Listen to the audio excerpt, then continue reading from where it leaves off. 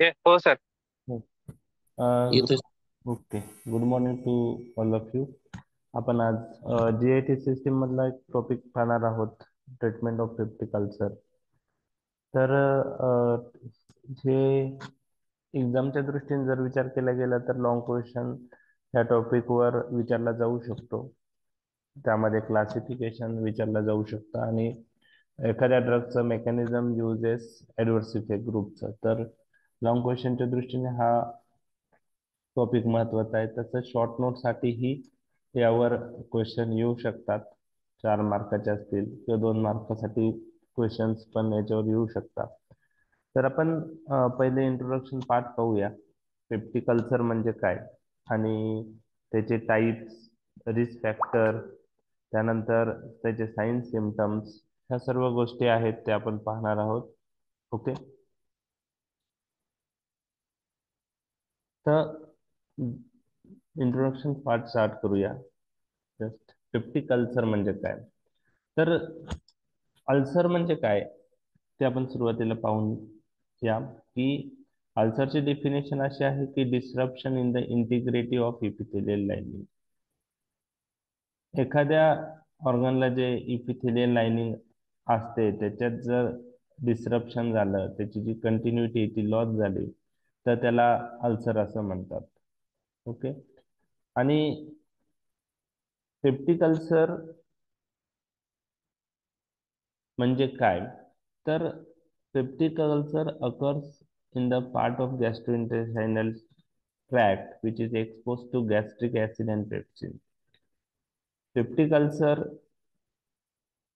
हा gastrointestinal tract मध्ये जो गॅस्ट्रोइंटेस्टाइनल सिस्टीमचा पार्ट ऍसिड आणि पेप्सिनला एक्सपोज होतो त्या ठिकाणी होतो. तर पेप्टिक अल्सर स्टमक मध्ये होऊ शकतो किंवा डिओडिनम मध्ये होतं.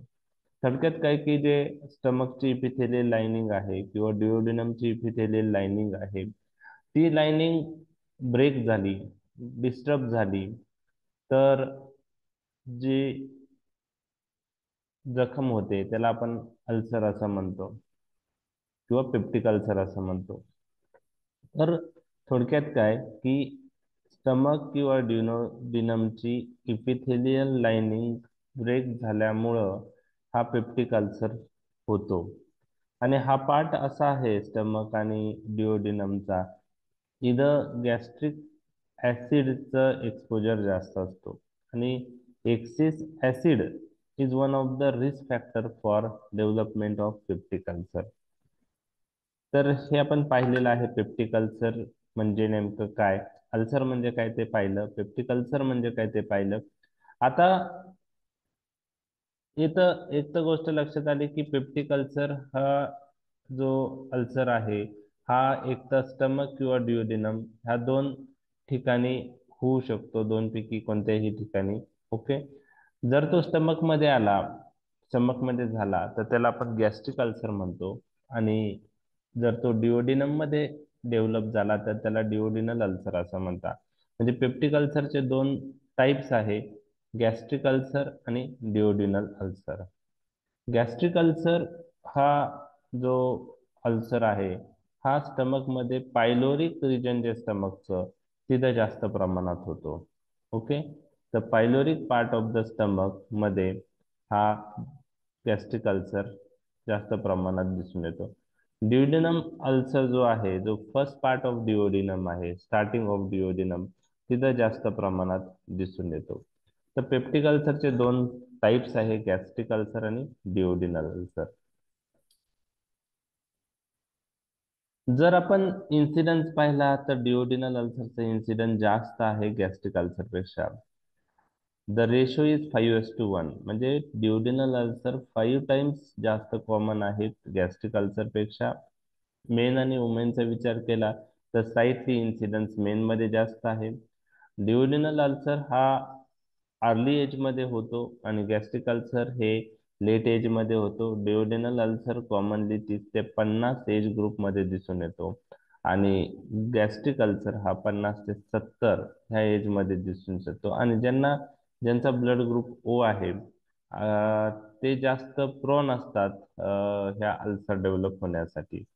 तर हे काही इन इन बेसिक थिंग्स आहे किंवा इंट्रोडक्टरी पार्ट आपण डिस्कस केले आहे. Exam point of view, farmer point of view महत्वाचा नाही. आता अल्सर का डेव्हलप होतो? तर मुख्य कारण जे आहे अल्सर, पेप्टिक अल्सर डेव्हलप होण्याचं, तर यामध्ये मुख्य कारण जे आहे ते आहे की imbalance between aggressive and defensive factor. तर अल्सर जे आहेत ते जर ॲग्रेसिव्ह फॅक्टर आणि डिफेन्सिव्ह फॅक्टर याच्यात इम्बॅलन्स जर झाला तर पेप्टिक अल्सर होऊ शकतं. म्हणजे काही फॅक्टर असे आहे की ते अल्सर ॲग्रिवेट करण्यासाठी मदत करतात, त्याला आपण ॲग्रेसिव्ह फॅक्टर असं म्हणतो. आणि काही फॅक्टर असे आहेत बॉडीमधले ते अल्सर होऊ नये म्हणून उपयुक्त ठरतात, त्यांना आपण डिफेन्सिव्ह फॅक्टर म्हणतो. जर याच्यात इम्बॅलन्स झाला, ॲग्रेसिव्ह फॅक्टर जास्त झाले डिफेन्सिव्ह फॅक्टरपेक्षा, किंवा ॲग्रेसिव्ह फॅक्टरची जी ऍक्शन आहे ती जास्त झाली डिफेन्सिव्ह फॅक्टरपेक्षा, आणि त्यामुळं जर तो इम्बॅलन्स झाल्यामुळं अल्सर होऊ शकतो. तर imbalance between aggressive and defensive factor. Okay. तर ॲग्रेसिव्ह फॅक्टर जास्त झाले किंवा डिफेन्सिव्ह फॅक्टर कमी झाले, कोण काही झालं तरी इम्बॅलन्स होणार आहे. तो बॅलन्स डिस्टर्ब झाला तर जी लाइनिंग इपिथिलियम आहे ती डिस्टर्ब होणार आणि अल्सर प्रोड्यूस होतात. तर ॲग्रेसिव्ह फॅक्टर कोणते आहे आणि डिफेन्सिव्ह फॅक्टर कोणते आहे? तर ॲग्रेसिव्ह फॅक्टरमध्ये सर्वात महत्वाचा फॅक्टर हा गॅस्ट्रिक ऍसिड आहे. आपले परायटल सेल जे आहेत स्टमक मधल्या त्या ऍसिड रिलीज करतात. ओके. तर HCl is one of the most important aggressive factor in the development of peptic ulcer, acid. दुसरं आहे पेप्सिन. पेप्सिन हे पेप्सिनोजन पासून बनतं. जेव्हा ऍसिडिक पीएच असतो तेव्हा आपल्या शरीरात स्टमक मध्ये पेप्सिनोजनचं कन्वर्जन पेप्सिन मध्ये होतं. आणि हा पेप्सिन काय करतो? ब्रेकडाऊन करतो प्रोटीनचा, आणि तो पण एक रिस्क फॅक्टर आहे, ॲग्रेसिव्ह रिस्क फॅक्टर म्हणू शकतो आपण. त्यानंतर एच पायलोरी. एच पायलोरी नावाचा एक ऑर्गॅनिझम आहे, ग्रॅम निगेटिव्ह अनेरोबिक ऑर्गॅनिझम, आणि तोही अल्सर प्रोड्यूस करू शकतो. त्याला आपण H pylori induce peptic ulcer असं म्हणतो. तर एच पायलोरी ऑर्गॅनिझम जो आहे, ग्रॅम निगेटिव्ह अनेरोबिक ऑर्गॅनिझम, त्यानेही अल्सर होऊ शकतो. काही ड्रग्ज आहेत जे पण अल्सर प्रोड्यूस करू शकता, जसं एनसेड्स आहे, long term non steroidal anti inflammatory drugs आपण यूज केले तर अल्सर होऊ शकतो. कॉर्टिकोस्टेरॉइड्स आहे, लॉंग टर्म यूज केले तर अल्सर होऊ शकतो. हे सर्व ॲग्रेसिव्ह फॅक्टर आहे. तर कोणकोणते ॲग्रेसिव्ह फॅक्टर मी तुमच्याशी डिस्कस केले आहे? एक आहे ऍसिड, ओके, म्हणजेच HCl. ओके. दुसरं मी डिस्कस केलं होतं pepsin. Okay. Pepsin breakdown of the proteins करतं. पेप्सिन हे पेप्सिनोजन पासून बनतं. स्टमक मध्ये पेप्सिनोजन सिक्रेट करणाऱ्या ग्लँड्स आहेत, सेल आहेत, आणि ते पेप्सिनोजनचं कन्वर्जन पेप्सिन मध्ये झालं की हा पेप्सिन प्रोटीन्स जे आहे ते ब्रेकडाऊन करतो. त्यामुळे जी इपिथेलियन लाइनिंग आहे ती ब्रेक होण्यास मदत होते. तर पेप्सिन हा एक ॲग्रेसिव्ह फॅक्टर आहे. त्यानंतर gram negative anaerobic organism, H pylori. तर एच पायलोरी ऑर्गॅनिझमनीही अल्सर होतो, त्याला H pylori induce peptic ulcer म्हणतात. काही ड्रग्स जसं non steroidal anti inflammatory drugs आहेत. ओके. त्यानंतर कॉर्टिकोस्टेरॉइड्स आहेत, हेही अल्सर प्रोड्यूस करतात जर आपण ते ड्रग्स जास्त दिवस यूज केले तर. ओके. तर हे झाले सर्व ॲग्रेसिव्ह फॅक्टर्स. ओके. आता काही डिफेन्सिव्ह फॅक्टर जे अल्सर होऊ नये म्हणून महत्वाचे असतात, त्यामध्ये सर्वात महत्वाचं आहे प्रोस्टॅग्लॅन्डिन्स. तर प्रोस्टॅग्लॅन्डिन्स हे एक डिफेन्सिव्ह फॅक्टर आहे. प्रोस्टॅग्लॅन्डिन्स जेव्हा आपल्या शरीरात म्हणजे प्रोस्टॅग्लॅन्डिन्स काय आहेत त्याविषयी आपण डिटेलमध्ये गेलेलो नाही आहोत. फक्त तुम्हाला एक लक्षात ठेवायचं आहे की प्रोस्टॅग्लॅन्डिन्स हे एक ऑटोकाइड्स आहे आणि ते शरीरात वेगवेगळ्या ठिकाणी तयार होतात. स्टमक मध्येही लोकली प्रोस्टाग्लॅन्डिन तयार होतं आणि प्रोस्टाग्लॅन्डिन्स तयार होण्यासाठी कोणता पाथवे महत्वाचा आहे आपण डिस्कस केलाय आज मध्ये? अर्चिडोनिक. ॲराचिडोनिक ऍसिड पाथवे. आणि ॲराचिडोनिक ऍसिड कॉक्स पाथवे थ्रू प्रोस्टाग्लॅन्डिन्स तयार करतात. आणि हे प्रोस्टाग्लॅन्डिन काय आहे की हे प्रोस्टाग्लॅन्डिन पेप्टिक अल्सर होऊ नये म्हणून उपयुक्त आहे. कसं उपयुक्त आहे? प्रोस्टाग्लॅन्डिन काय करतात? ऍसिड सिक्रेशन कमी करतात. ओके. त्याचप्रमाणे प्रोस्टाग्लॅन्डिन म्युकोजल ब्लड फ्लो वाढवतात, म्युकस सिक्रेशन वाढवतात आणि म्युकस हा अल्सर होऊ नये म्हणून उपयुक्त आहे. तर अशा 2-3 मेकॅनिझमनी प्रोस्टाग्लॅन्डिन उपयुक्त आहे. तर एक ऍसिड सिक्रेशन ते कमी करतात, दुसरं म्युकोजल ब्लड फ्लो वाढवतात, म्युकस सिक्रेशन वाढवतात. तर प्रोस्टॅग्लॅन्डिन आहे. दुसरं उपयुक्त फॅक्टर किंवा डिफेन्सिव्ह फॅक्टर मध्ये जे आहे ते बायकार्बोनेट सिक्रिशन आहे, म्युकस सिक्रिशन आहे, म्युकोजल ब्लड फ्लो असेल. म्युकोजल ब्लड फ्लो जर चांगला असेल तर अल्सर होण्याचे चान्सेस कमी असतात. ओके. म्युकोजल ब्लड फ्लो म्हणजे जे म्युकोजलला सप्लाय करणारा रक्तवाहिन्यातून जो ब्लड फ्लो होतो त्याला म्युकोजल ब्लड फ्लो म्हणतात. ओके. आणि ज्या ज्या ग्लँड्स आहेत त्यांनी जर म्युकस सिक्रेट केलं तर म्युकस ही प्रोटेक्टिव्ह फॅक्टर आहे. तर प्रोटेक्टिव्ह फॅक्टर मध्ये प्रोस्टॅग्लॅन्डिन, त्यानंतर बायकार्बोनेट सिक्रेशन, ओके, त्यानंतर म्युकोज सिक्रेशन, त्यानंतर म्युकोजल ब्लड फ्लो, ओके, हे सगळे डिफेन्सिव्ह फॅक्टर आहेत.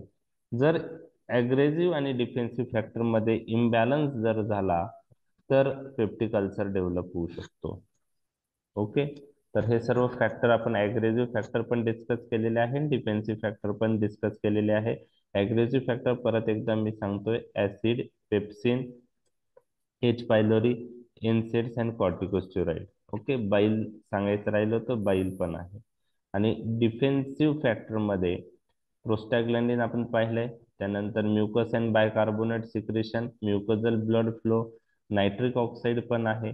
Okay. And innate resistance of the mucosal cell. काही म्युकोजल सेल ह्या ऍसिड्सचा जे आहे त्यामुळे जे डिस्ट्रक्शन होतं त्याला रेजिस्टन्स असतात, त्याच्यामुळे ही अल्सर होत नाही. म्हणजे त्या म्युकोजल सेल जे आहे त्या स्ट्रॉंग असल्यामुळं त्याचं डिस्ट्रक्शन जे लाइनिंग इपिथेलियमचं आहे ते होत नाही. तर ऍटलिस्ट काही गोष्टी तुमच्या लक्षात आल्या असतील की ॲग्रेसिव्ह फॅक्टर कोणते, डिफेन्सिव्ह फॅक्टर कोणते, आणि त्याच्यात जर इम्बॅलन्स झाला तर पेप्टिक अल्सर डेव्हलप होऊ शकतो. ओके. त्यानंतरचे फॅक्टर जे आहेत, झोलिंजर इलिसन सिंड्रोम. झोलिंजर इलिसन सिंड्रोम एक गॅस हा एक गॅस्ट्रिन सिक्रेटिंग ट्युमर आहे. त्याला गॅस्ट्रिनोमा असं म्हणतात. आणि गॅस्ट्रिनोमा म्हणजे गॅस्ट्रिन सिक्रेटिंग ट्युमर. जर गॅस्ट्रिन रिलीज झालं तर हा गॅस्ट्रिन ऍसिड सिक्रेशन करतो. आणि आपल्याला माहिती आहे ऍसिड हे ॲग्रेसिव्ह फॅक्टर आहे पेप्टिक अल्सर डेव्हलपमेंटसाठी. म्हणून झोलिंजर इलिसन सिंड्रोम किंवा ज्या पेशंटला गॅस्ट्रिनोमा आहे म्हणजे गॅस्ट्रिन सिक्रेटिंग ट्युमर आहे, अशा पेशंटमध्ये ही पेप्टिक अल्सरची रिस्क असते. अशा पेशंटमध्ये ही पेप्टिक अल्सरची रिस्क वाढते. ओके. स्ट्रेस. येस, सगळ्यांना माहित आहे स्ट्रेस इंड्यूस पेप्टिक अल्सर. काही वेळेस स्ट्रेस जर जास्त असेल तर स्ट्रेसमुळे ही ऍसिड सिक्रेशन वाढतं आणि त्यामुळे अल्सर होऊ शकतो. त्यानंतर बर्निंगमुळे ही अल्सर होतो किंवा हेड इंजुरीमुळे अल्सर होऊ शकतं. तर बर्निंगमुळे जे अल्सर होतात त्याला कर्लिंग अल्सर म्हणतात आणि हेड इंजुरीमुळे जे अल्सर होतात त्याला कुशिंग अल्सर असं म्हणतात. तर हे झाले risk factor peptic ulcer develop. म्हणजे imbalance between aggressive and defensive factor, Zollinger Ellison syndrome, stress, Curling ulcer, Cushing ulcer. आता हे एक्झाम मध्ये फार्मॅकोलॉजी मध्ये तुम्हाला विचारणार नाही what are the causes of peptic ulcer. जर मेडिसिन मध्ये लॉंग क्वेश्चन आला तर त्यात तुम्हाला कारण विचारू शकतात की पेप्टिक अल्सरचे कारण काय आहेत, त्यांचे साइन सिम्पटम्स काय आहेत, ओके, कॉम्प्लिकेशन्स काय आहेत. तर आपण कॉजेस पाहिले. तर सिम्पटम्स. सिम्पटम्स मध्ये काय आहे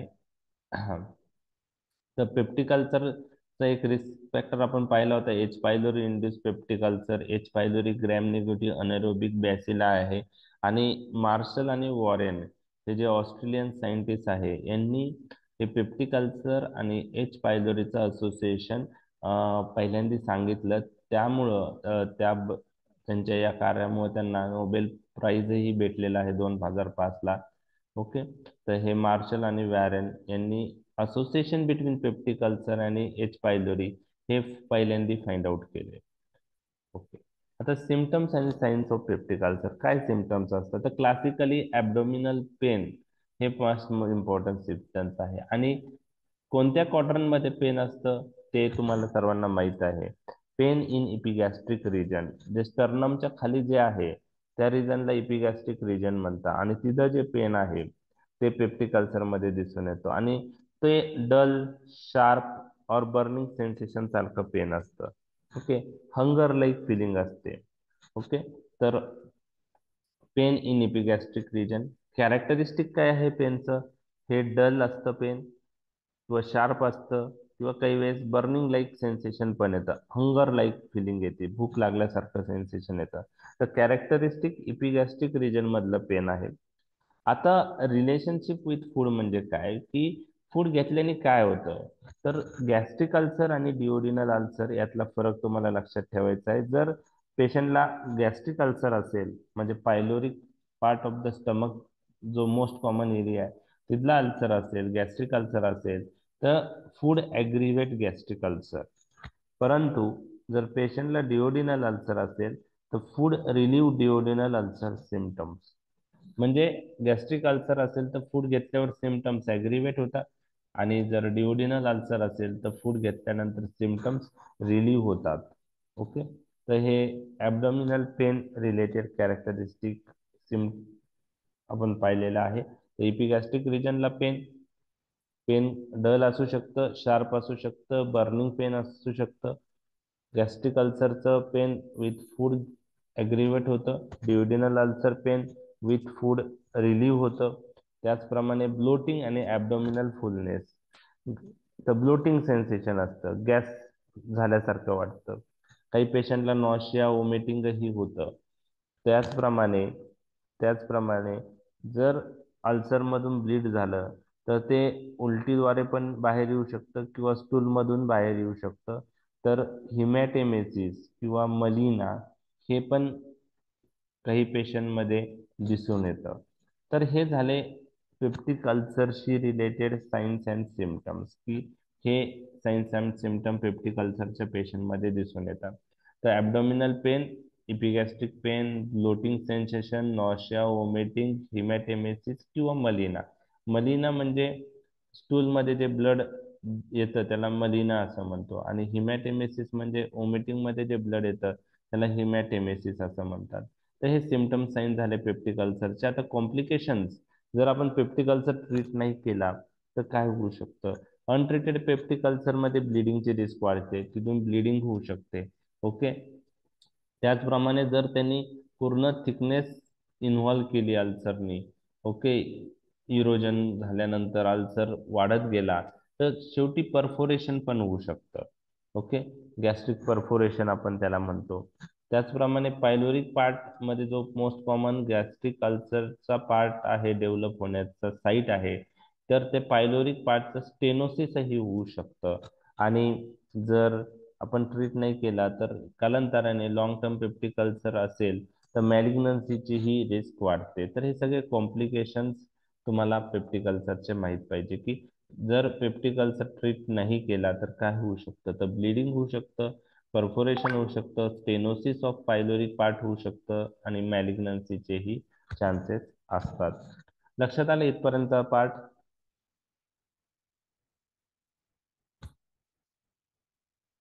बरं, डायग्नोसिस साठी काय करू शकतो आपण, कोणाला माहिती आहे? गॅस्ट्रोस्कोपी. हा, गॅस्ट्रोस्कोपी करू शकतो. ओके. त्यात इरोजन्स किंवा अल्सर त्या गोष्टी आपल्याला लक्षात येतात, अल्सर झालेलं. बिरियम मिल काय काय बिरियम मिल टेस्ट नाही करत काही. Barium meal test. Okay. Urea breath analyser test पण आहे. तर मोस्टली सिमटम्स वरून एक डायग्नोसिस आपण करतोच, सिम्टमॅटिक सिमटम्स वरून, आणि दुसरं आहे गॅस्ट्रोस्कोपी आहे. ओके. तर आता डायग्नोसिस झालंय, तर त्याची ट्रीटमेंट कशी आहे त्याविषयी आपण पाहणार आहोत. तर आतापर्यंत जो पार्ट मी डिस्कस केलाय तो मेडिसिन पॉइंट ऑफ व्ह्यू आपण डिस्कस केलाय, कारण मेडिसिन मध्येही मॅनेजमेंट ऑफ पेप्टिक अल्सरवर क्वेश्चन येऊ शकतो. तर मेडिसिन मध्ये तुम्हाला साईन्स, सिमटम्स, त्यानंतर त्याचे कॉम्प्लिकेशन्स, कॉजेस, आणि नंतर ट्रीटमेंट, अशा गोष्टी लिहिणं महत्वाचं असतं. फार्मॅकोलॉजीमध्ये आतापर्यंत जो पार्ट झालाय तो लॉंग क्वेश्चन मध्ये लिहायची गरज नसते, फक्त त्यामध्ये क्लासिफिकेशन येतं. ड्रग्ज रिलेटेड जे पार्ट आहे तेच आपण मेन्शन करतो, क्लासिफिकेशन, आणि जो ग्रुप विचारलाय त्याविषयी लिहायचं आहे. ओके. तर नेक्स्ट पार्ट, आता आपण ऍसिड सिक्रिशनची फिजिओलॉजी पाहणार आहोत. आता फिजिओलॉजी पार्ट पण तुमच्यासाठी महत्वाचा नाहीये, फक्त just knowledge point of view आपण डिस्कस करतोय. त्यातलं बेसिक पॉइंट तुम्हाला लक्षात ठेवायचे आहेत, कारण फिजिओलॉजी पण तुम्हाला कोणी विचारणार नाहीये. फिजिओलॉजी मध्ये काय आहे की आपल्याला महत्वाचे पॉइंट्स लक्षात घ्यायचे आहे. ओके. तर मी तुमच्याशी डिस्कस केलेलं आहे की हायड्रोक्लोरिक ऍसिड HCl आणि pepsinogen are the two principal gastric secretory product capable of inducing mucosal injury. Pepsinogen जे आहे ते पहिले पेप्सिन मध्ये कन्वर्ट होतं, आणि पेप्सिन मध्ये कन्वर्ट झाल्यानंतर हे पेप्सिन प्रोटीनचं ब्रेकडाऊन करतं. म्हणजे ऍसिड, हायड्रोक्लोरिक ऍसिड आणि पेप्सिनोजन हे दोन गॅस्ट्रिक सिक्रेटरी प्रॉडक्ट हे म्युकोजल इंजुरी करतात. ओके, ठीक आहे. नेक्स्ट पॉइंट, ऍसिड सिक्रेशन साठी 3 इम्पॉर्टंट सिक्रेटोगॉक्स कोणते? सिक्रेटोगॉक्स म्हणजे असे सबस्टन्स जे ऍसिडचं सिक्रेशन वाढवतात. ऍसिडचं सिक्रेशन हे हिस्टामाइन इंड्यूस ऍसिड सिक्रेशन होतं, ऍसिटिल कोलिन ऍसिड सिक्रेशन करतं, आणि गॅस्ट्रिन ऍसिड सिक्रेशन करतं, हे आपण पाहिलेलं आहे. ओके. तर यांना आपण असे सबस्टन्स म्हणतो की जे ऍसिड सिक्रेशन वाढवतात, हिस्टामाइन, ऍसिटिल कोलिन आणि गॅस्ट्रिन. कसं वाढवतात ते आपण नंतर पाहणारच आहोत, परंतु आता आपल्याला कॉन्सन्ट्रेशन एवढं किंवा एवढं लक्षात ठेवायचं आहे की सॉरी, हिस्टामाइन, ऍसिटिल कोलिन आणि गॅस्ट्रिन हे ऍसिड सिक्रेशन वाढवण्यास मदत करतात. त्यानंतरचा पार्ट, आता काही स्टमकचे रिलेटेड सेल्स चे फंक्शन काय आहे ते आपण जाणून घेऊया. हे पण एक्झामच्या दृष्टीने महत्वाचं नाही. तर तुम्हाला माहित आहे का ऍसिड हे कोणत्या सेल पासून सिक्रेट होतं? Gastric acid, parietal. Parietal cell. Very good. हे तुम्हाला parietal cell secrete gastric acid. Okay. Okay. Okay. त्यानंतर जी सेल आहे, एंट्रल जी सेल, ते responsible, this cells responsible for release of gastrin. Histamine is released from which cell? Histamine is released from which cell? What is the long form of ECL? Enterochrome. Enterochromaffine cell. Enterochromaffine like cell. Very good. Enterochromaffine like cell release histamine. Okay. तर ह्या basic गोष्टी आपण आधी समजून घेत आहोत. आपल्याला माहिती आहे acetylcholine is a neurotransmitter of parasympathetic system, आणि vagus is parasympathetic nerve supplying the stomach. तर मग स्टमकला व्हॅगस नर्व हे ऍसिटिल कोलिन रिलीज करते. जे ऍसिटिल कोलिन स्टमक मध्ये रिलीज होतं ते व्हॅगस नर्व पासून होतं, हे तुम्हाला लक्षात ठेवायचं. चिप सेल जे आहेत त्या पेप्सिनोजन रिलीज करतात, आणि पॅन्क्रियाज मध्ये आपण अल्फा, बीटा, डेल्टा सेल पाहिलेला आहे. Alpha cell insulin release, sorry, alpha cell glucagon release करतात, बीटा सेल इन्सुलिन रिलीज करतात, आणि delta cell, D cell somatostatin release करतात. तर सोमॅटोस्टॅटिन कोणत्या सेल रिलीज करतात? Delta cell. आणि ते कुठं असतात? D. डी सेल्स कुठं असतात? मेनली मेनली हे पॅन्क्रियाज मध्ये असतात. लक्षात आला? सोमॅटोस्टॅटिन. Pancreas. ओके. तर आता हे आपण वेगवेगळ्या ग्लॅन्ड्स मधून कोणकोणते सबस्टन्स रिलीज होतात ते पाहिले. गॅस्ट्रिक ऍसिड परायटल सेल पासून रिलीज होतात. गॅस्ट्रिन हे एंट्रल जी सेल पासून रिलीज होतं. हिस्टामिन हे एंटेरोक्रोमॅफाइन लाईक सेल पासून रिलीज होतं. Vagus nerve ending ऍसिटिल choline release करतात. चिप सेल ज्या स्टमक मध्ये आहे ते पेप्सिनोजन रिलीज करतात. आणि डी सेल जे आहेत मेनली ते पॅन्क्रियाज मध्ये असतात, त्या डी सेल्स सोमॅटोस्टॅटिन रिलीज करतात. ओके. आता हे सगळं फिजिओलॉजी पार्ट आहे, just knowledge point of view आपण डिस्कस करत आहोत, त्याच्यामध्ये डिटेल मध्ये जायचं नाही. ओके. तर acid secretion should be viewed as occurring under basal and stimulated condition. Acid secretion हे कधी आहे की कंटिन्युअस थोडं थोडं ऍसिड सिक्रेट होत राहतं, त्याला बेसल ऍसिड प्रोडक्शन आपण म्हणतो किंवा सिक्रेशन. आणि काही वेळेस काही स्टिम्युलेटरी कंडिशन असेल त्यावेळेस ऍसिड जास्त रिलीज होतं. तर ऍसिड प्रोडक्शनचा जर विचार केला तर basal acid production occurs in circadian pattern, म्हणजे पर्टिक्युलर दिवसाच्या पर्टिक्युलर टाइम वेळेमध्ये ऍसिड सिक्रेशन हे काही वेळेस जास्त असतं, काही वेळेस कमी असतं. म्हणजे जर विचार केला तर basal acid production is highest during night and lowest during morning hours. त्याला सर्कॅडियन पॅटर्न म्हणतात, म्हणजे टायमिंग नुसार. ओके. रात्रीच्या वेळेस ऍसिड सिक्रेशन जास्त होतं, हे बेसल ऍसिड प्रोडक्शन आपण म्हणतोय. म्हणजे विदाउट स्टिम्युलेशन नॉर्मली जे ऍसिड रिलीज होतं किंवा प्रोड्यूस होतं, तर रात्री ते जास्त होतं, मॉर्निंगला कमी होतं. ओके. तर बेसल ऍसिड सिक्रेशन कसं होतं? ओके. बेसल ऍसिड सिक्रेशन कसं होतं मी तुमच्याशी डिस्कस करतोय.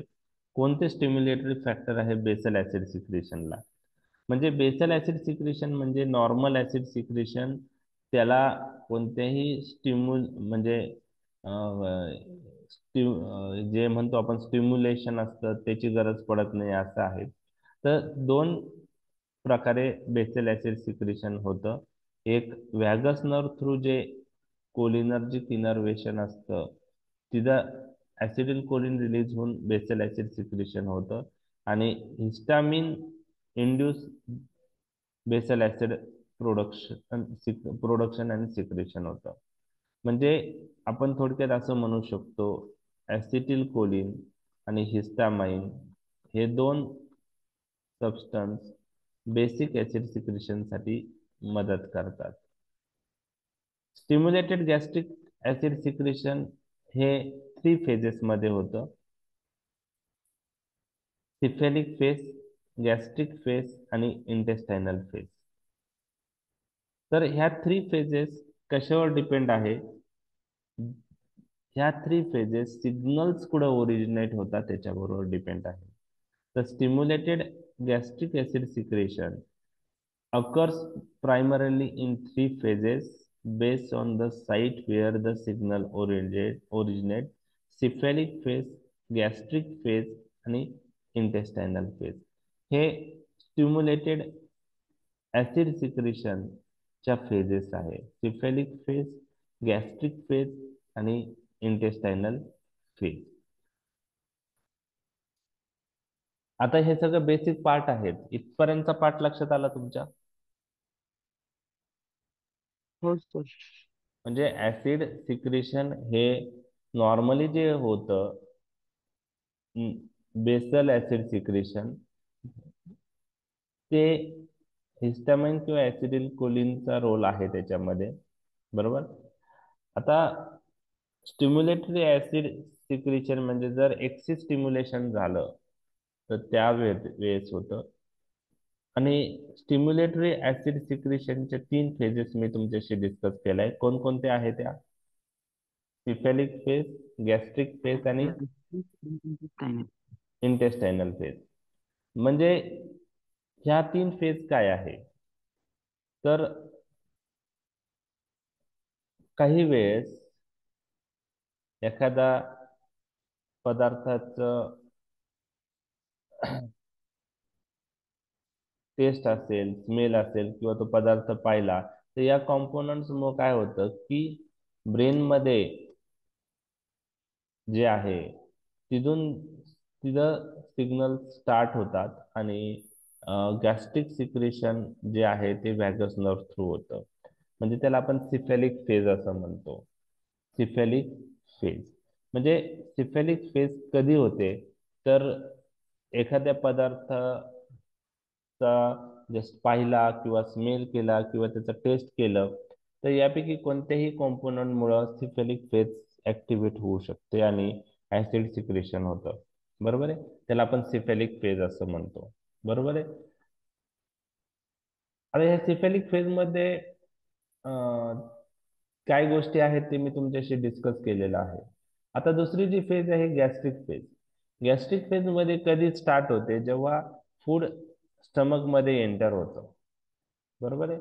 जेव्हा फूड स्टमक मध्ये एंटर होतं त्यावेळेस ज्या फूड मधले न्यूट्रियन्स असतात, तर ते जी सेलला ऍक्टिव्हेट करतात, त्यामुळे गॅस्ट्रिन रिलीज होतं. ओके. आणि ते गॅस्ट्रिन डायरेक्टली किंवा इनडायरेक्ट मेकॅनिझमनी ऍसिड रिलीज करतं. त्याचप्रमाणे फूड घेतल्यानंतर स्टमकचं डिस्टेन्शन होतं, त्यानेही गॅस्ट्रिन रिलीज होतं आणि गॅस्ट्रिनमुळं ऍसिड रिलीज होतं. इंटेस्टायनल फेज ही जेव्हा फूड इंटेस्टाईन मध्ये एंटर होतं त्यावेळेस स्टार्ट होते आणि इंटेस्टायनल फेज मध्ये ल्युमिनल डिस्टेन्शनमुळं आणि न्यूट्रियन ऍसिमिलेशनमुळं ही गॅस्ट्रिक ऍसिड रिलीज होतं. तर ह्या स्टिम्युलेटरी फेज आहे, सिफेलिक फेज, गॅस्ट्रिक फेज आणि इंटेस्टायनल फेज. ओके. तर हे फक्त नावं कुठं आले तुम्हाला, एखाद्या ड्रग मेकॅनिझम मध्ये H2 antagonist responsible for decrease in cephalic phase, gastric phase, intestinal phase. मग तुम्हाला हे ऍसिड सिक्रेशनचे फेज आहेत हे तुम्हाला माहित जर असेल, तर मग तो एक लाईन लक्षात ठेवायला तुम्हाला सोपं जातं. लक्षात आलं? हो सर. हो सर. आता ही डायग्राम मी तुमच्याशी डिस्कस करत आहे. फिजिओलॉजी पार्ट आहे आणि त्याच्याबरोबर तुम्हाला ड्रगच्या मेकॅनिझम पण लक्षात ठेवायला मदत होईल. तर ऑलरेडी तुम्ही काही गोष्टी मला सांगितलेल्या आहे. ही परायटल सेल आहे. ओके. ह्या परायटल सेल पासून ऍसिड रिलीज होतं, आपण ते पाहिलेलं आहे. तर एक लक्षात घ्या की जे आहे ऍसिड रिलीज जसं होतं ते कसं होतं त्याविषयी मी तुम्हाला सांगतोय की परायटल सेलवर एक पंप आहे. ओके. त्याला आपण, आणि हा पंप जो आहे तो ल्युमिनल साईटला आहे. म्हणजे आता जर परायटल सेलचा जर पार्ट बघितला, तर आता मी जो अंडरलाईन करत आहे खालचा पार्ट, त्याला आपण ल्युमिनल साईट असं म्हणतो. कोणती साईट म्हणतो? ल्युमिनल साईट असं म्हणतो. आणि बाकी जो पार्ट आहे परायटल सेलचा, बाकी जो पार्ट आहे राहिलेला, ओके, त्याला आपण बेसोलॅटरल साईट मेम्ब्रेन असं म्हणतो. तर ल्युमिनल साईट आणि बेसोलॅटरल साईट कुठं आहे हे लक्षात आलं परायटल सेलचं तुम्हाला? ओके. बेसोलॅटरल साईट लक्षात आली? हो सर. ओके. जे परायटल सेलची जी site lumen of the intestine कडे असेल त्याला ल्युमिनल साईट म्हणतात. तर ही सगळी लाईन काढलेली ती ल्युमिनल साईट, आणि रिमेनिंग पार्ट लाइनिंग जी आहे त्याला आपण बेसोलॅटरल साईट असं म्हणतो. ओके. तर परायटल सेलवर ल्युमिनल साईटला H+K+ एटीपेज पंप असतात. कोणते पंप असतात? H+ ए K प्लस प्लस एटीपेज. नाव लक्षात घ्या, H+K+ एटीपेज. आणि त्यालाच आपण प्रोटॉन पंप असं म्हणतो. काय म्हणतो आपण? Proton pump. लक्षात आलं? तर ह्या प्रोटॉन पंपचं कार्य काय आहे? ह्या प्रोटॉन पंपचं फंक्शन काय आहे? It responsible for release of H plus from the parietal cell. आणि K प्लस कुठं जातो मग? ल्युमेन मधून मध्ये परायटल सेल मध्ये जातो. लक्षात आला? हा pump H plus K plus ATPase pump. लक्षात आलं? हो ओके. सर. हा, तर हा H plus K plus ATPase pump responsible for release of what? H plus. Release of H plus.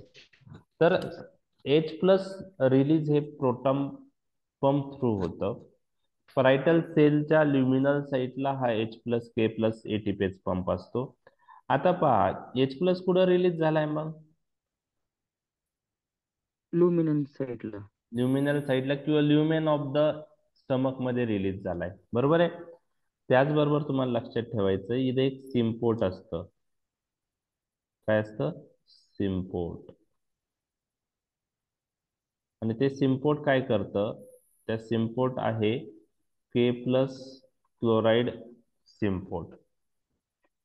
कोणतं सिम्पोर्ट आहे? K plus Cl minus Chloride. Symport. K plus Cl minus किंवा K plus chloride. तर याच्यामुळं काय होतं की K plus परत बाहेर येतो. ओके. आणि त्याच्याबरोबर काय बाहेर येतं? क्लोराईड. एक पॉझिटिव्ह एक निगेटिव्ह. बरोबर आहे. जो बाहेर आलेला K प्लस आहे तो H plus K plus ATPase pump साठी परत वापरला जातो. K प्लस आत जातो आणि त्या बदल्यात काय बाहेर येतं? H plus. H plus. तर तुम्हाला आता प्रोटॉन पंप लक्षात आलं? प्रोटॉन पंपनी काय रिलीज होतं ते लक्षात आलं? हो sir. Proton pump responsible for what? H plus. आणि plus. K plus Cl minus symport मुळे काय रिलीज होणार आहे? क्लोराईड. क्लोराईड.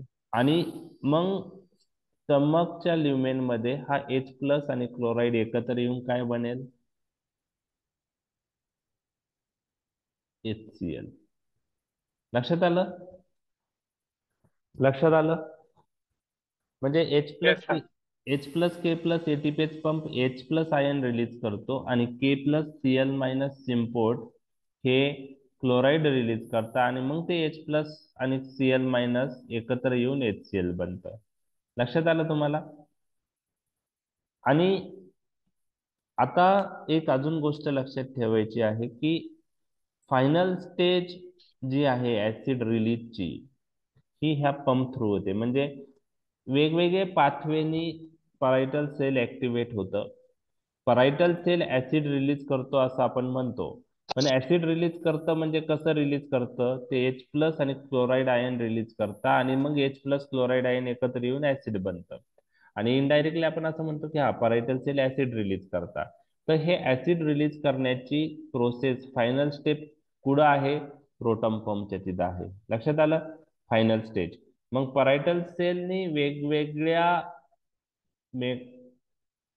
माध्यमातून परायटल सेल ऍक्टिव्हेट झाली तर लास्ट स्टेजला काय होतं की वेगवेगळे पाथवेनी जरी परायटल सेल ऍक्टिव्हेट झाली तर लास्टला कोणता पंप ऍक्टिव्हेट होतो? H plus K plus ATPase pump. आणि तो H प्लस आयन रिलीज करतो. लक्षात आलं तुमच्या? हे लक्षात आलं? हो सर. ओके. आता वेगवेगळे मेकॅनिझम्स किंवा वेगवेगळे पाथवे ज्यांनी परायटल सेल ऍक्टिव्हेट होतं आणि त्यामुळं प्रोटॉन पंप ऍक्टिव्हेट होतो आणि प्रोटॉन पंप मधून H प्लस आयन रिलीज होतं, ते आपण पाहणार आहे. कोणकोणते पाथवे आहेत ते आपण पाहणार आहोत. आणि अल्टिमेटली हे पाथवेचं एम काय आहे? शेवटी पाथवे कोणता जरी असला तर शेवटी काय ऍक्टिव्हेट होणार आहे? कोणता पंप ऍक्टिव्हेट होणार आहे? Proton pump. लक्षात आलं तुमच्या? हे ओके.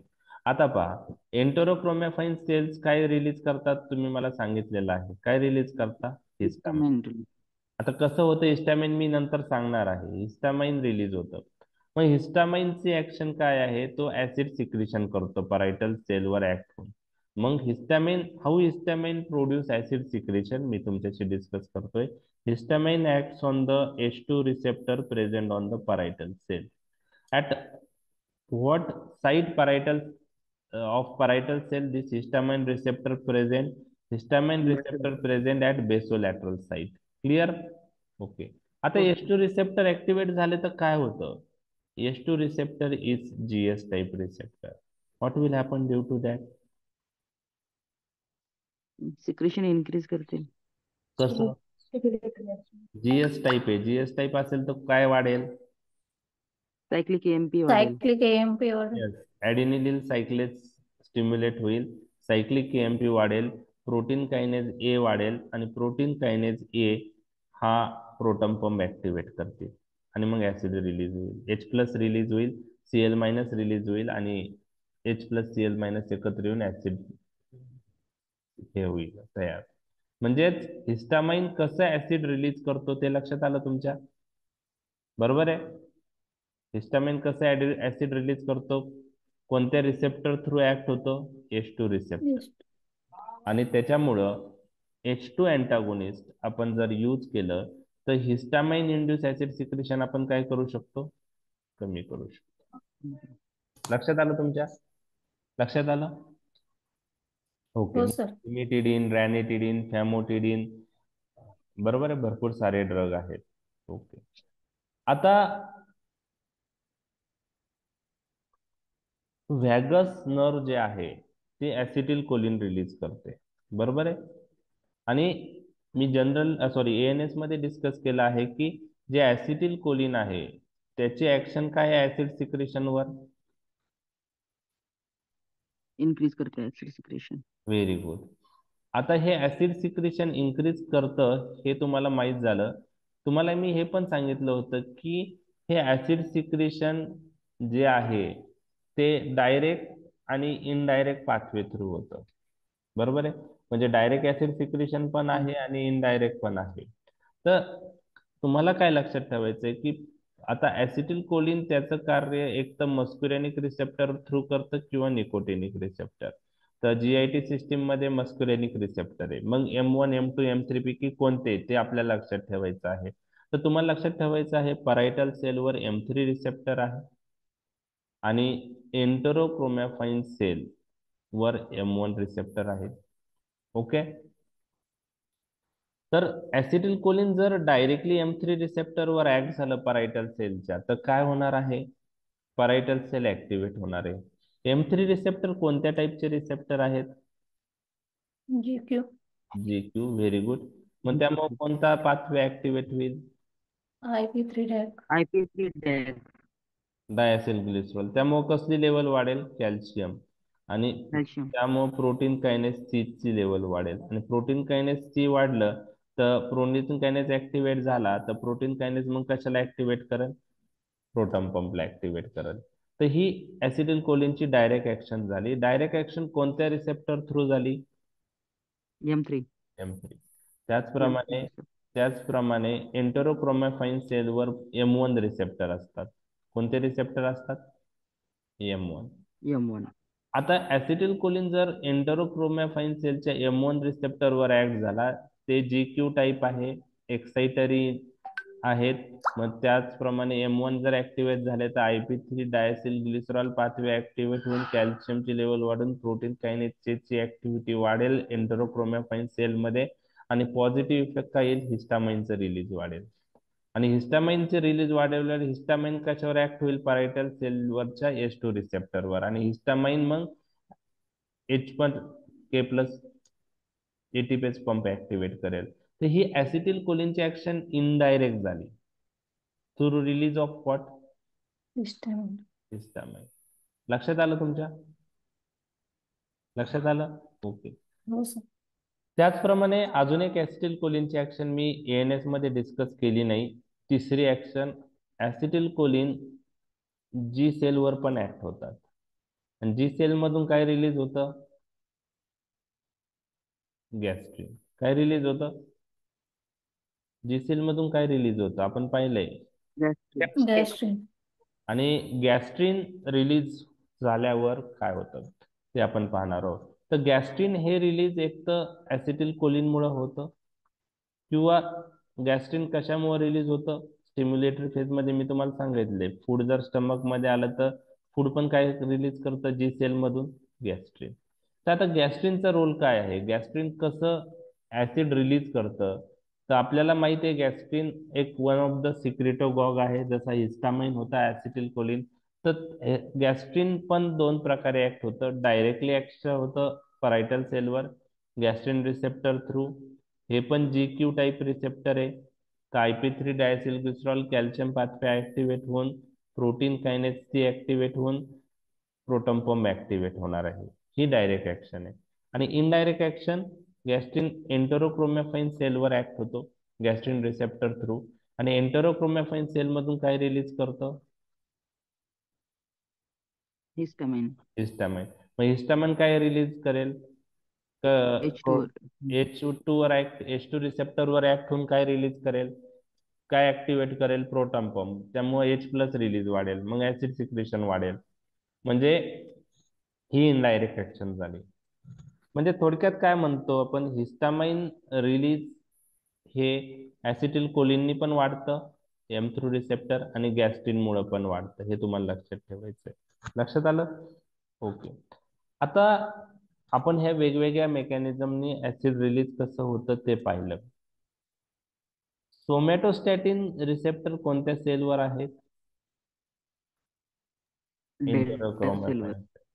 आणि सोमॅटोस्टॅटिन रिसेप्टरवर काय, कोणता सबस्टन्स बाइंड होतो,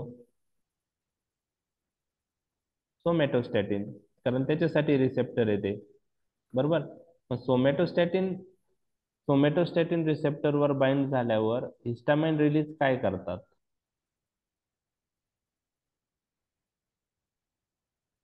हे इथं दिलंय पहा. सोमॅटोस्टॅटिन निगेटिव्ह. रिसेप्टर ऍक्टिव्हेट झालं तर निगेटिव्ह ऍक्शन आहे. म्हणजे हिस्टामाइन रिलीज काय होतं, कमी करतात ते. कमी होत. म्हणजे ऍसिड सिक्रेशन काय होईल, सोमॅटोस्टॅटिन रिलीज झालं तर कमी होईल. कमी होईल. लक्षात आलं तुमच्या? तर सोमॅटोस्टॅटिनचा आपण इनहिबिटरी इफेक्ट पाहिलेला आहे. तर ओव्हरऑल तुमचं आता थोडक्यात तर ओरिएंटेशन आलं तुम्हाला परायटल सेलवर का कोणते बेसोलॅटरल साईडला कोणते रिसेप्टर असतात, मला सांगा कोणते असतात. M3 M3, H2GR. H2 H2 म्हणजे हिस्टॅमिनचा टाईप आहे आणि GR म्हणजे गॅस्ट्रिन. गॅस्ट्रिन. एक लक्षात घ्या, हिस्टामिन हे H1 रिसेप्टरवर पण ऍक्ट होतं, H2 रिसेप्टरवर ऍक्ट होतो. लक्षात आलं? बरोबर आहे. H1 रिसेप्टरवर ऍक्ट होऊन ऍलर्जिक रिएक्शन्स येतात आणि H2 रिसेप्टरवर ऍक्ट झालं तर ऍसिड रिलीज होतं. म्हणून H2 अँटागोनिस्ट आपण पेप्टिक अल्सर मध्ये वापरतो आणि H1 अँटागोनिस्ट आपण कोणत्या कंडिशन मध्ये वापरतो, ऍलर्जिक कंडिशन मध्ये. ओके. त्यामध्ये आपण सेट्रिझिन पाहिलेलं आहे, लिव्होसेट्रिझिन ऐकलं असेल तुम्ही. ओके. फर्स्ट जनरेशन अँटीहिस्टॅमिनिक्स आहेत, तर ते H1 अँटीहिस्टॅमिनिक आहेत. मग आपल्याला कन्फ्युजन कशात नाही व्हायचंय, H1 अँटीहिस्टॅमिनिक्स आणि H2 अँटीहिस्टॅमिनिक्स मध्ये कन्फ्युज व्हायचं नाही. H2 अँटीहिस्टॅमिनिक आलं तर लगेच तुमच्या डोक्यात पेप्टिक अल्सर आलं पाहिजे. कधी कधी कसं होतं, क्वेश्चन येतो H2 अँटागोनिस्ट, तुम्ही लिहिता H1 अँटागोनिस्ट. बरोबर आहे. कधी क्वेश्चन H1 अँटागोनिस्ट येतो, आपण H2 लिहिता, असं पण होतं. तर तो डिफरन्स तुम्हाला लक्षात ठेवायचा. H1 अँटागोनिस्ट कुठं आपण यूज करतो आणि H2 अँटागोनिस्ट कुठे यूज करतो, दोन्ही वेगळे आहेत. तर ओव्हरऑल बेसिक गोष्टी आपण डिस्कस केल्यात. लक्षात आल्या तुमच्या? हो सर. ओके.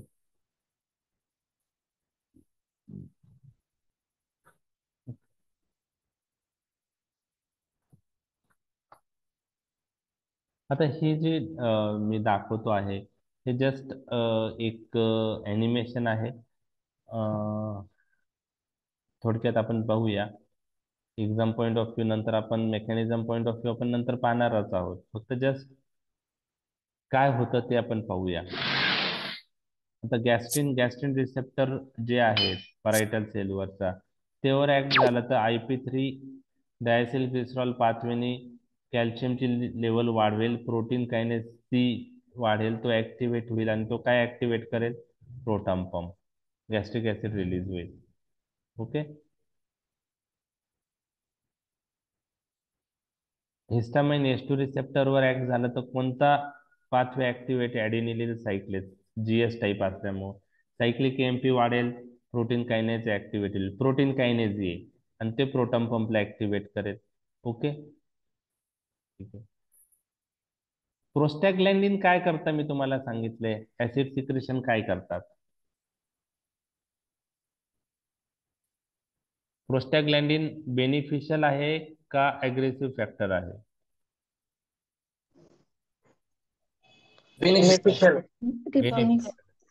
तो बेनिफिशियल आहे म्हणून एनसेड जर यूज केले तर प्रोस्टाग्लॅंडिन सिंथेसिस कमी होते म्हणून अल्सर डेव्हलप होतो. तर बेनिफिशियल कसा आहे, एक मेकॅनिझम आहे तो ऍसिड सिक्रेशन कमी करतो प्रोस्टाग्लॅंडिन, दुसरा आहे तो म्युकस सिक्रेशन वाढवतो, म्युकोजल ब्लड फ्लो वाढवतं. तर ऍसिड सिक्रेशन कसं कमी होतं, तर प्रोस्टाग्लॅंडिन हे प्रोस्टाग्लॅंडिन रिसेप्टरवर ऍक्ट होतात. बेसोलॅटरल साईटला अजून एक रिसेप्टर असतो, आपण मागच्या स्लाइड मध्ये नव्हता तो दाखवलेला, पण एक लक्षात घे की अजून प्रोस्टाग्लॅंडिन रिसेप्टर पण परायटल सेलच्या बेसोलॅटरल साईटवर असतात. आणि प्रोस्टाग्लॅंडिन रिसेप्टर जर ऍक्टिव्हेट झाले, प्रोस्टाग्लॅंडिन ई रिसेप्टर, आता हे डिटेल मध्ये आपल्याला झालेलं नाही, जस्ट तुम्हाला लक्षात ठेवायचंय. प्रोस्टाग्लॅंडिन जर ऍक्टिव्हेट झाले रिसेप्टर, तर प्रोस्टाग्लॅंडिन ई रिसेप्टर हे जीआय टाईप आहे, तर ऍडिनिल सायक्लेजला काय करतील, ते इनहिबिट करतील. आणि ऍडिनिल सायक्लेज इनहिबिट झाले तर काय नाही बनणार, सायक्लिक एएमपी नाही बनणार. बरोबर ना, लक्षात येते, लक्षात येते. हो ऍसिड सर. प्रोस्टाग्लॅंडिन कमी कसं करतात, प्रोस्टाग्लॅंडिन बेसोलॅटरल साईडला प्रोस्टाग्लॅंडिन रिसेप्टरवर ऍक्ट होता आणि तो प्रोस्टाग्लॅंडिन रिसेप्टर कोणत्या टाईपचा आहे, जीआय GI टाईप. टाईप. आणि त्यामुळे ऍडिनिल सायक्लेज इनहिबिट होऊन सायक्लिक एएमपी कमी होऊन प्रोटॉन पंप ऍक्टिव्हेट होत नाही. त्याचप्रमाणे ऍसिटिल कोलिन M3 रिसेप्टरवर ऍक्ट होतो. M3 रिसेप्टर GQ टाईप आहे, IP3 आयसोग्लिसरॉल लेवल वाढून कॅल्शियम लेवल वाढून प्रोटीन कायनेज ऍक्टिव्हेट होऊन प्रोटॉन पंप ऍक्टिव्हेट होतो. तर हे वेगवेगळ्या मेकॅनिझम आहे आणि त्याच्यावरून तुम्हाला लक्षात ठेवायचे की कोणते ड्रग आपण पेप्टिक अल्सर मध्ये यूज करू शकतो. तर पहिला जो ग्रुप आहे, आता दोन ते तीन प्रकारचे ड्रग आपण इथे यूज करतो, 4 प्रकारचे ड्रग आपण यूज करतो. काही ड्रग असे आहेत की ते ऍसिड सिक्रेशन कमी करतात, म्हणजे परायटल सेल मधून जे ऍसिड सिक्रेट होतं त्याला कमी करणारे ड्रग आहे. म्हणजे these are the drugs which act by decreasing acid secretion from parietal cell. लक्षात आलं. दुसरा ग्रुप जो आहे ते ऍसिड सिक्रेशन कमी नाही करत, ऍसिड सिक्रेशन होतंय परंतु जे ऍसिड सिक्रेट झालेलं आहे त्याला न्यूट्रलाइज करतात. मग त्याला काय म्हणतो आपण, ऍसिड न्यूट्रलायझिंग ड्रग. त्या ग्रुपला काय म्हणतो, ऍसिड न्यूट्रलायझिंग ड्रग. काही ड्रग असे आहेत की जे जे अल्सर तयार झालं आहे त्याच्यावर एक लेअर तयार करतात आणि त्यामुळं तो लेअर प्रोटेक्टिव्ह लेअर म्हणून ऍक्ट होतो. अल्सरचा बेस ऍसिडच्या कॉन्टॅक्ट मध्ये येत नाही, त्यामुळं अल्सर बेस जो आहे तो लवकर हील होतो. त्याला म्युकोजल प्रोटेक्टिव्ह ड्रग असं म्हणतात. सुक्राल्फेट नावाचा ड्रग आपल्याला माहित असेल. आणि चौथा ग्रुप जो आहे तो एच पायलोरी इंड्यूस पेप्टिक अल्सरच्या ट्रीटमेंटसाठी वापरतात. अँटी एच पायलोरी ड्रग, त्यात काही अँटीबायोटिक जे अनिरोबिक ग्रॅम निगेटिव्ह ऑर्गॅनिझमच्या अगेन्स्ट इफेक्टिव्ह आहे असे आपण यूज करतो. तर असे काही ग्रुप आपण नंतर डिस्कस करणार आहेत. ह्या डायग्राम मध्ये सगळेच ग्रुप कव्हर होणार नाही, काही होतील ते मी तुमच्याशी डिस्कस करतोय. आता अँटी ऍसिड जे आहे, तुम्हाला माहिती आहे अँटी ऍसिड काय करतं, ऍसिड सिक्रेशन कमी करतात की ऍसिड न्यूट्रलाइज करतात. न्यूट्रलाइज करतात. त्यामुळे म्हणजे ते ऍसिड सिक्रेशन कमी नाही करत. पहिली गोष्ट, जे ऍसिड सिक्रेट झालेलं आहे त्याला काय करतात, न्यूट्रलाइज करतात. न्यूट्रलाइज करतात म्हणजे त्याचा पीएच काय वाढवतात, ते लक्षात आलं. ऍसिडिक पीएच आहे तो वाढवतात अँटॅसिड, बरोबर आहे. ओके. रॅनिटिडिन नावाचा ड्रग तुम्हाला माहिती आहे, रॅन्टॅक 150. तो कसा ऍक्ट होतो, H2 अँटॅगोनिस्ट आहे हा, बरोबर आहे. ओमिप्रेझोल माहिती आहे, हो सर. तो काय करतो, प्रोटॉन पंप इनिबिट करतो. आणि मोस्ट पॉप्युलर ग्रुप आहे प्रोटॉन पंप इनिबिटर, आता आपण यूज करतोय. कारण कोणत्याही पाथवेने प्रोटॉन पंप ऍक्टिव्हेट, म्हणजे कोणत्याही पाथवे जर घेतला तो अल्टिमेट काय ऍक्टिव्हेट करतोय, प्रोटॉन पंप. जर प्रोटॉन पंप जर आपण इनिबिट केला तर कोणत्याही पाथवेने प्रोटॉन पंप ऍक्टिव्हेट होणार नाही. म्हणजे आपल्याला चांगले ऍक्शन येईल त्याने, कम्प्लीट इनहिबिशन होईल ऍसिड सिक्रेशन. ओके. मिझोप्रोस्टल जो आहे तो प्रोस्टॅग्लॅन्डिन अॅनालॉग आहे, प्रोस्टॅग्लॅन्डिन सारखा ऍक्ट होतो. आता हे गॅस्ट्रिन रिसेप्टर अँटॅगोनिस्ट क्लासिफिकेशन मध्ये नाहीये, प्रोग्लुमाइड, तो पण आपण यूज करू शकतो. Gastrin induce acid secretion inhibit करतो, पण कॉमनली यूज होत नाही प्रोग्लुमाइड. आणि M3 अँटॅगोनिस्ट म्हणजेच कोणते? M3 अँटॅगोनिस्ट म्हणजेच कोणते ड्रग तुम्ही सांगा आता मला. M3 अँटॅगोनिस्ट म्हणजे कोणता ग्रुप? M3 अँटॅगोनिस्ट म्हणजे कोणता? ऍसिड सिक्रेशन कमी करणारा. हा, मग त्याला नाव काय? ऍसिटिल कोलिन ग्रुप का सर? Anti-acetylcholine. Anticholinergic. अँटीकोलिनर्जिक. अँटीकोलिनर्जिक. मी M3 रिसेप्टर अँटागोनिस्ट म्हणलोय. अगोनिस्ट म्हणलो असतो तर ऍसिटिल कोलिन वाला ग्रुप आला असता. म्हणजेच कोणता? Cholinergic drug.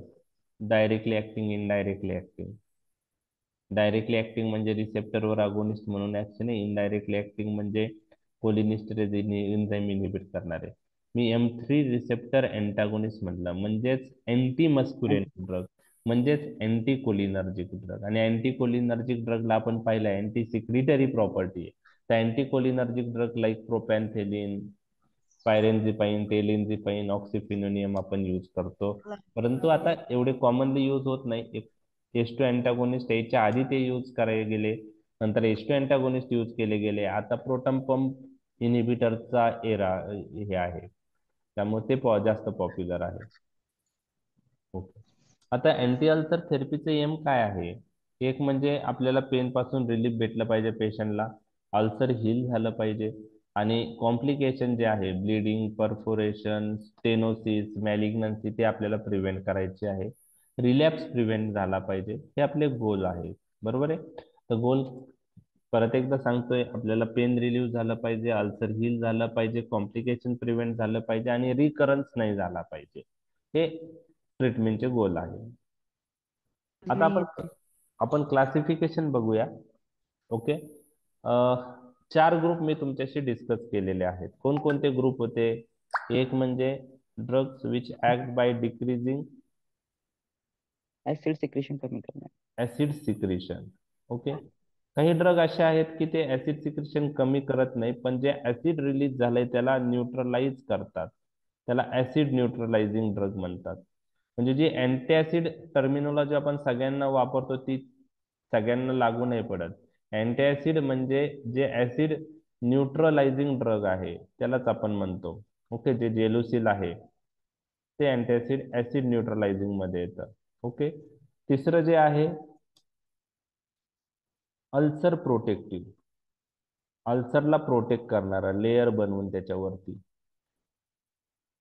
सुक्राल्फेट ऐकलं असेल तुम्ही. हो सर. आणि चौथा ग्रुप आहे अँटी एच पायलोरी. म्हणजे कोणतंही क्लासिफिकेशन तुम्हाला पाठ करायचं असेल तर मेन किती ग्रुप आहेत ते तुम्हाला माहित पाहिजे. म्हणजे आता हे 4 ग्रुप आपल्याला माहित आहे की ह्या 4 ग्रुपमध्ये आपल्याला ड्रग लिहायचे आहे. बरोबर. म्हणजे मेन डिव्हिजन हे आहे पेप्टिक अल्सरचं. ऍसिड सिक्रेशन कमी करणारे, ऍसिड न्यूट्रलायझिंग, अल्सर प्रोटेक्टिव्ह, आणि अँटी एच पायलोरी ड्रग. मग आता हे 4 ग्रुपमध्ये सगळे ड्रग डिवाइड होणार आहे. मग आता प्रत्येक ग्रुपवर कॉन्सन्ट्रेशन करायचं. बरोबर आहे. आता हे 4 ग्रुप पहिले तुमच्या लक्षात आले, त्यानंतर आपण प्रत्येक ग्रुपमध्ये कोणते ड्रग आहेत ते पाहणार आहोत. तर ऍसिड सिक्रेशन कमी करणारे जे ड्रग आहेत, ऍसिड सिक्रेशन कमी करणारे जे ड्रग आहेत ते 4 प्रकारचे ड्रग आहेत. किती प्रकारचे आहेत? 4 प्रकारचे.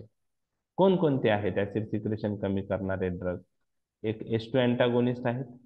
ओके. दुसरे आहेत PPI, त्याला आपण प्रोटॉन पंप इनिबिटर म्हणतो. तिसरे कोणते आहेत? अँटी कोलिनर्जिक आहेत. Okay.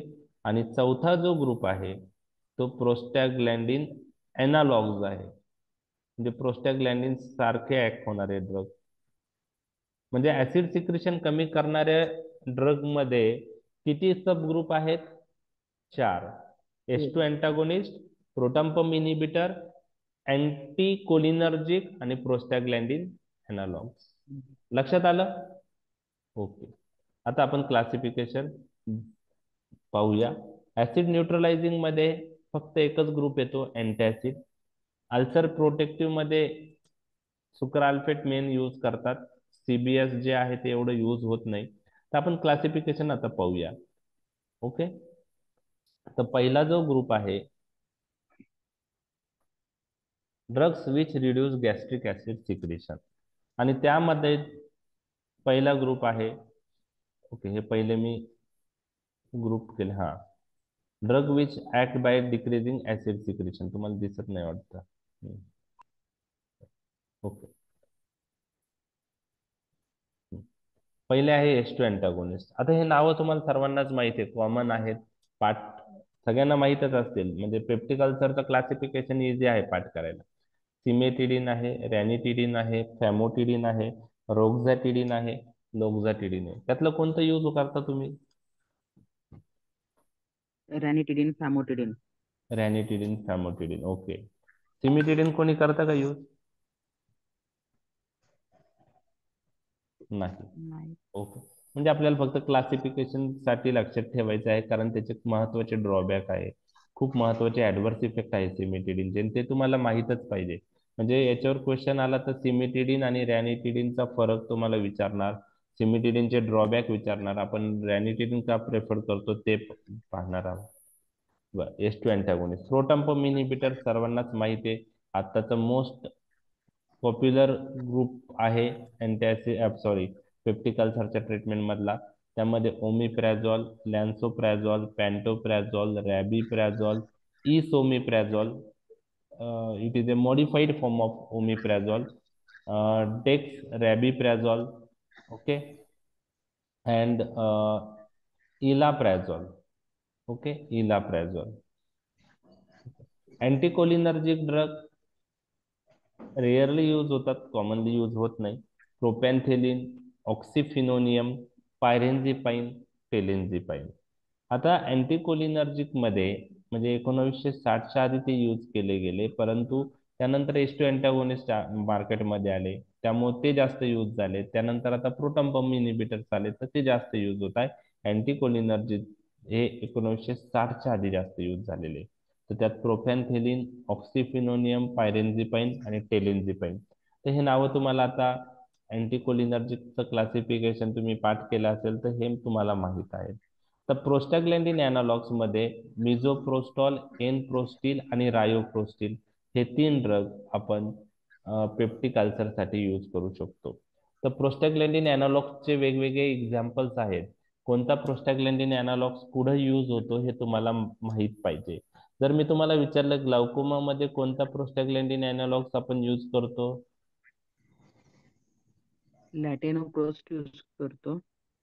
लॅटेनोप्रोस्ट, very good. Okay. Concentration कसं असतं त्याचं? लो कॉन्सन्ट्रेशन असतं का हाय? Low concentration. का बरं? अँटी इन्फ्लॅमेटरी ऍक्शन पाहिजे. नाही, इन्फ्लामेशन होऊ नये म्हणून. प्रोस्टॅग्लॅन्डिन इन्फ्लामेटरी मेडिएटर आहे. जर कॉन्सन्ट्रेशन जास्त असेल प्रोस्टॅग्लॅन्डिनचं तर डोळ्यामध्ये इन्फ्लामेशन होऊ शकतं, म्हणून आपण लो कॉन्सन्ट्रेशनला यूज करतो, ज्याने इन्फ्लामेशन होणार नाही. बरोबर आहे. ग्लाउकोमा मध्ये थेरापेटिक इफेक्ट येईल पण इन्फ्लामेशन इंड्यूस नाही होणार, म्हणून लॅटेनोप्रोस्ट कॉन्सन्ट्रेशन 0.005%. ओके. मिझोप्रोस्टॉल, एनप्रोस्टिल, रायोप्रोस्टिल हे प्रोस्टॅग्लॅन्डिन अॅनालॉग्स पेप्टिक अल्सर मध्ये यूज करतो. लॅटेनोप्रोस्ट, ट्रॅव्होप्रोस्ट, बिमॅटोप्रोस्ट हे प्रोस्टॅग्लॅन्डिन अॅनालॉग्स आपण पुढे यूज करतो ग्लाउकोमा मध्ये. 2 तर एक्झाम्पल आता तुम्हाला माहित झाले, 2 यूज. ओके. तर हे तुम्हाला ऍसिड सिक्रेशन कमी करणारे 4 ग्रुप लक्षात आले का? ओके. त्यानंतर आता ऍसिड न्यूट्रलायझिंग ड्रग, त्यामध्ये तुम्हाला काय माहिती आहे? ऍसिड न्यूट्रलायझिंग ड्रग मधले कोणते ड्रग माहिती आहे अँटॅसिड मध्ये? आता जेलोसिल तुम्हाला माहित आहे, व्हेरी गुड. अजून? आता हे जेलोसिल ब्रँड नेम झालंय, लक्षात घ्या. बरोबर आहे. त्यामध्ये कोणते ड्रग असतात? क्लासिफिकेशन मध्ये खूप सारी येईल, बट ऍटलिस्ट तुम्हाला दोन तरी माहित पाहिजे, म्हणून मी तुम्हाला सांगतोय की जेलुसिलचं कंटेंट काय आहे. अल्युमिनियम हायड्रॉक्साईड असतं, magnesium magnesium hydroxide. Okay, hydroxide असतं. अल्युमिनियम हायड्रॉक्साईड असतं, मॅग्नेशियम हायड्रॉक्साईड असतं. अजून काही असतं का. एमपीएस लिहिलेलं असतं ना जेलुसिलच्या बॉटलवर. Simethicone. Methyl polysiloxane. Okay, anti foaming agent use होतो तो. तर ठीक आहे, ऍटलिस्ट अँटीऍसिड लिहिलं तर त्याच्या पुढे तुम्हाला ऍसिड न्यूट्रलायझिंग ड्रग, अँटीऍसिड, त्यात अल्युमिनियम हायड्रॉक्साईड, मॅग्नेशियम हायड्रॉक्साईड हे दोन नावं जरी लिहिले तरी classification point of view more than sufficient आहे. परंतु जर डिटेलमध्ये तुम्हाला जर जाणून घ्यायचं असेल तर हे ऍसिड न्यूट्रलायझिंग ड्रगला आपण अँटीऍसिड म्हणतो. काही अँटीऍसिड हे लोकली ऍक्ट होतात आणि काही लोकली ऍक्ट होऊन सिस्टेमिक ऍब्सॉर्प्शन पण असतं, म्हणून सिस्टेमिक इफेक्ट पण येतात. म्हणून अँटीऍसिडचे दोन ग्रुप पडतात, सिस्टेमिक अँटीऍसिड आणि नॉन सिस्टेमिक अँटीऍसिड. सिस्टेमिक अँटीऍसिड मध्ये सोडियम बायकार्बोनेट आहे, सोडियम सायट्रेट आहे, पण आपण यूज नाही करत कारण लोकल तर इफेक्ट येतो, परंतु हे पुढे ऍब्सॉर्ब होता सर्क्युलेशन मध्ये, मग सर्क्युलेशन मध्ये प्रॉब्लेम्स येतो, त्याची लेवल वाढते, त्याचे साईड इफेक्ट होतात. म्हणून सिस्टेमिक अँटीऍसिड आपण जास्त यूज करत नाही. क्लासिफिकेशन पॉईंट ऑफ व्ह्यू आपल्याला लक्षात ठेवायचे. आणि सिस्टेमिक अँटीऍसिडचं एक्झाम्पल आहे सोडियम बायकार्बोनेट आणि सोडियम सिट्रेट. आता नॉन सिस्टेमिक अँटीऍसिड जे आहेत, ओके, म्हणजे अल्युमिनियम हायड्रॉक्साईड असेल, मॅग्नेशियम हायड्रॉक्साईड, हे नॉन सिस्टेमिक अँटीऍसिड आहे. नॉन सिस्टेमिक अँटीऍसिडचे पण दोन ग्रुप पडतात, बफर टाईप आणि नॉन बफर टाईप. तर अल्युमिनियम हायड्रॉक्साईड हे बफर टाईप आहे, मॅग्नेशियम हायड्रॉक्साईड हे नॉन बफर टाईप आहे. ऍटलिस्ट इतकं तुम्हाला लक्षात ठेवायचं आहे. Aluminium hydroxide is a buffer type non systemic antacid आणि magnesium hydroxide is non buffer type antacid. म्हणजेच आपण जेलुसिल मध्ये सिस्टेमिक अँटीऍसिड यूज करतो की non systemic antacid. Non system. Non system. त्यामध्ये एक बफर टाईप आहे आणि एक कोणता आहे, non buffer. Non buffer buffer. Type कोणता आहे, अल्युमिनियम हायड्रॉक्साईड. आणि नॉन बफर टाईप काय आहे, मॅग्नेशियम हायड्रॉक्साईड. आता हे buffer type non buffer type मध्ये मी डिटेल जाणार नाही कारण तो केमिस्ट्री पार्ट आहे. ओके, तर एवढंच लक्षात ठेवा. ऍटलिस्ट ते नाही लक्षात राहिलं तर aluminium hydroxide, magnesium hydroxide, these are non systemic antacid. Aluminium hydroxide is buffer type, magnesium hydroxide is non buffer. Other example of buffer type non-systemic antacid, aluminium hydroxide सोडून अल्युमिनियम फॉस्फेट आहे, magnesium trisilicate आहे, magaldrate आहे. Okay, आणि non buffer मध्ये magnesium hydroxide सोडून magnesium oxide आहे आणि calcium carbonate आहे. तर आता हे तुम्हाला पाठच करावं लागणार आहे. ओके, ऍटलिस्ट नाही लक्षात राहिलं तरी we are expecting this two names, aluminium hydroxide आणि मॅग्नेशियम, हे दोन नावं तरी तुम्हाला आलेच पाहिजे नॉन सिस्टेमिक मध्ये. लक्षात आलं. मग नॉन सिस्टेमिकचे दोन प्रकार आहे, buffer type, non buffer type. Buffer मध्ये aluminium hydroxide, aluminium phosphate, magnesium trisilicate आणि मेगाल्ड्रेट. आणि नॉन बफर मध्ये मॅग्नेशियम ऑक्साईड, मॅग्नेशियम हायड्रॉक्साईड आणि कॅल्शियम कार्बोनेट. आणि त्याचबरोबर अजून काही नावं मिसॅलिनियस अँटॅसिड लक्षात ठेवायचे तुम्हाला, अल्जिनेट आणि सायमेथिकॉन. काय, अल्जिनेट सायमेथिकॉन. आणि सायमेथिकॉन हे अँटी फोमिंग एजंट आहे. काय आहे, अँटी फोमिंग. जर गॅस फॉर्मेशन जास्त असेल, डिस्पेप्सिया असेल तर त्याचा उपयोग होतो. म्हणजे आता जेलुसिल मध्ये जे आहे मिथिल पॉलिसिलॉक्झोन असं एमपीएस म्हणून लिहिलेलं असतं, एमपीएस जेलुसिलच्या बॉटलवर कॉर्नरला, तर एमपीएस नावाच्या बाजूला. तर एमपीएस म्हणजे मिथिल पॉलिसिलॉक्झोन, हे नथिंग बट सायमेथिकॉन आहे आणि अँटी फोमिंग एजंट म्हणून यूज होतो. लक्षात आलं. जर गॅस फॉर्मेशन असेल ते इम्प्रूव्ह होतात. ओके, तर हे झालं ऍसिड न्यूट्रलायझिंग ड्रग. मिसेलिनियस नावं लक्षात राहिले तर ठीक, नाही राहिले तर इट्स ओके. अल्जिनेट, सायमेथिकॉन आलंच पाहिजे असं काही नाही क्लासिफिकेशन मध्ये. We are expecting at least 2 names, aluminium hydroxide आणि magnesium hydroxide. Ulcer protective agent, याच्यामध्ये एक नाव तर फिक्स तुम्हाला माहित पाहिजे आणि त्याचं नाव आहे सुक्राल्फेट. काय आहे? सुक्राल्फेट. दुसरा जो आहे सीबीएस, शॉर्ट फॉर्म सीबीएस आहे, कोलाइडल बिस्मथ सबसायट्रेट. हा इतका कॉमनली यूज होत नाही. तुम्ही कोणता यूज केला याच्यात? का? सुक्राल्फेट यूज केलेला आहे. ओके, तर तो कॉमनली यूज होतो अल्सर प्रोटेक्टिव्ह मध्ये. एमसीक्यू ला पण तुम्हाला जर आलं which of the following is ulcer protective drug, तर ते सुक्राल्फेट ऑप्शन तुम्हाला पाहायचं आहे. सीबीएस अजून एक अल्सर प्रोटेक्टिव्ह ड्रग आहे, त्याचं नाव आहे कोलाइडल बिस्मथ सबसायट्रेट, बट इतका पॉप्युलर नाहीये. आणि लास्ट जो ग्रुप आहे ते अजून एक आहे रॅडिटिलिन बिस्मथ सायट्रेट, तो पण अल्सर प्रोटेक्टिव्ह पण यूज होत नाही जास्त. ओके, सुक्राल्फेट जरी लिहिलं एक तरी पण मोर दॅन सफिशियंट आहे. सीबीएस किंवा रॅनिटिलिन बिस्मथ सायट्रेट नाही लक्षात राहिलं तरी चालू शकतं. ओके, लास्ट जो ग्रुप आहे अँटी एच पायलोरी ड्रग. तर अँटी एच पायलोरी ड्रग्स मध्ये काही अँटीबायोटिक्स आपण यामध्ये यूज करतो. H pylori induce peptic ulcer, जे antibiotic anaerobic gram negative organism cover करतात. कारण एच पायलोरी हा ग्रॅम निगेटिव्ह अनेरोबिक ऑर्गॅनिझम आहे आणि अनेरोबिक साठी मस्ट बेस्ट ड्रग तुम्हाला माहिती आहे, मेट्रो आपण यूज करतो, तिनी यूज करतो, बरोबर आहे. तर कोणते अँटीबायोटिक्स आपण H pylori induce peptic ulcer मध्ये यूज करतो हे तुम्हाला माहित पाहिजे. शॉर्ट नोट साठी पण येऊ शकतं. तर अमोक्झिसिलिन, क्लॅरिथ्रोमायसिन, मेट्रोनिडायझॉल किंवा टिनिडायझॉल पण यूज करू शकतो. ओके, त्यानंतर टेट्रासाइक्लिन्स आपण यूज करू शकतो. ओके, आणि त्याचबरोबर सीबीएस कोलाइडल बिस्मथ सबसायट्रेट यूज करू शकतो. आणि हे अँटीबायोटिक आपण अलॉंग विथ प्रोटॉम्पम इनिबिटर यूज करतो. तर अमोक्झिसिलिन, क्लॅरिथ्रोमायसिन, मेट्रोनिडायझॉल, टिनिडायझॉल, टेट्रासाइक्लिन हे नावं तुम्ही ऍटलिस्ट लक्षात ठेवली पाहिजे. हे antibiotic H pylori induce peptic ulcer मध्ये आपण यूज करतो. तर generally H pylori induce peptic ulcer साठी आपण ट्रिपल रेजिमेन मध्ये 2 अँटीबायोटिक आणि 1 proton pump inhibitor combination use करतो. लक्षात आलंय क्लासिफिकेशन? हो sir.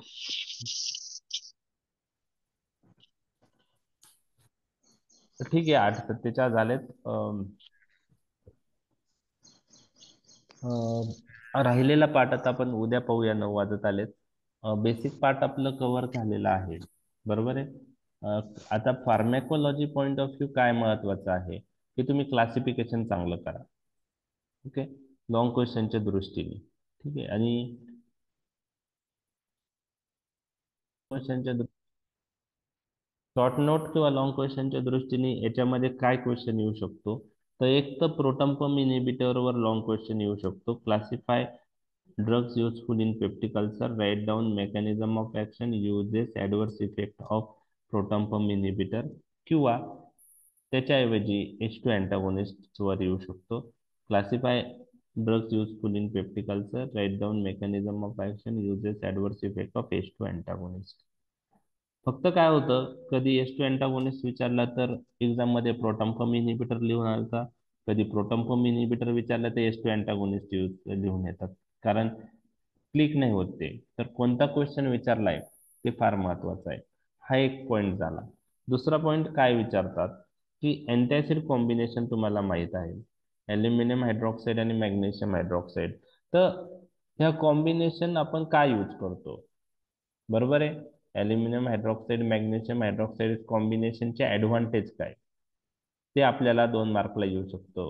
What are the advantages किंवा rationally behind the use of aluminium hydroxide आणि मॅग्नेशियम हायड्रॉक्साईड कॉम्बिनेशन, हा प्रश्न तुम्हाला दुसरा येऊ शकतो. तिसरा प्रश्न तुम्हाला एच पायलोरी इंडस पेप्टिक अल्सरची मॅनेजमेंट येऊ शकते. त्यामध्ये तुम्हाला ते रेजिमेन माहित पाहिजे.